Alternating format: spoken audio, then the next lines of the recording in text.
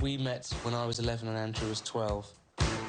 And there was only ever one thing that I wanted to do. You get soul. Be in a band with George. Andrew changed my life in exactly the way someone needed to change my life if I was going to be a pop star. And that was it. Wham!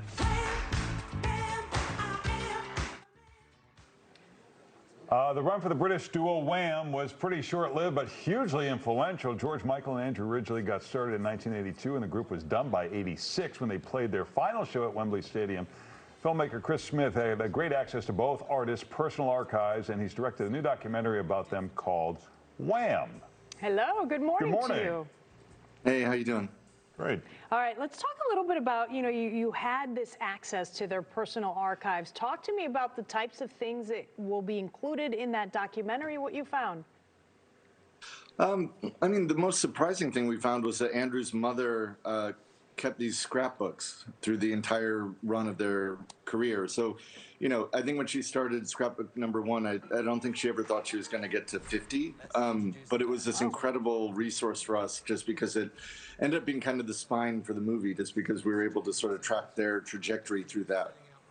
I was kind of surprised to learn that Andrew was the extrovert. What was the nature of the relationship when they were younger? Well, yeah, you can see in the movie that Andrew's was the outgoing, confident one, and George was this shy, sort of introverted kid. And through the course of the movie, George kind of finds his voice, not necessarily just musically, but just sort of becoming this character of George Michael. And so, there's one person in the film that said, when Wham started, it was Andrew and Andrew.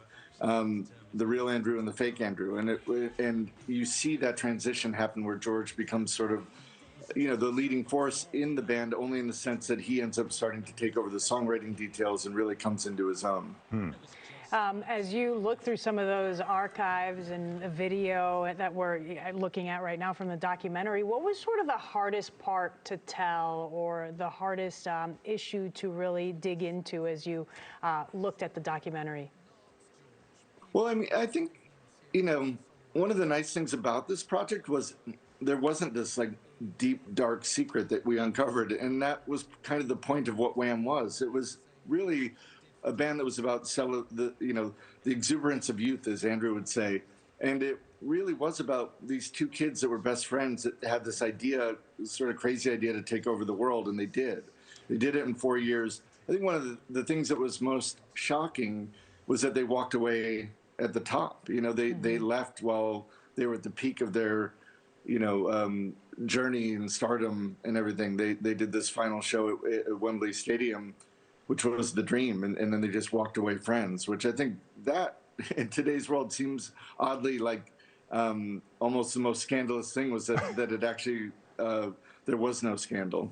Yeah, well, I think people assumed, at least we did when we were kids, that the reason they quote-unquote broke up is because George Michael seemed to be the more talented one, and he was the big star, and so it couldn't go on as Wham. But you're saying that they made a conscious effort to end it and walk away, which nobody ever does today. Yes.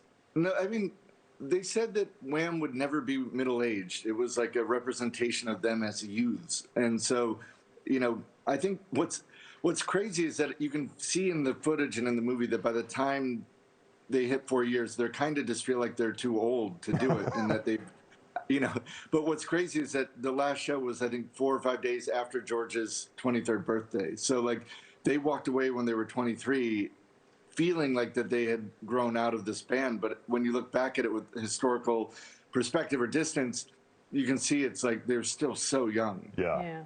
So interesting, and going back to the 80s, are you noticing that people now, 40 years later, people still have an interest in Wham and wanting to know a little bit more about the two of them? Yeah, I mean, it's if you monitor, often when we'll release stuff, I'll just sort of check social media, and this has, by far the most engagement since Tiger King when we put that out. And so it definitely seems like it's connecting with people. Why did Ridgeley walk away? I mean, for good. I mean, he's kind of kept out of the limelight forever.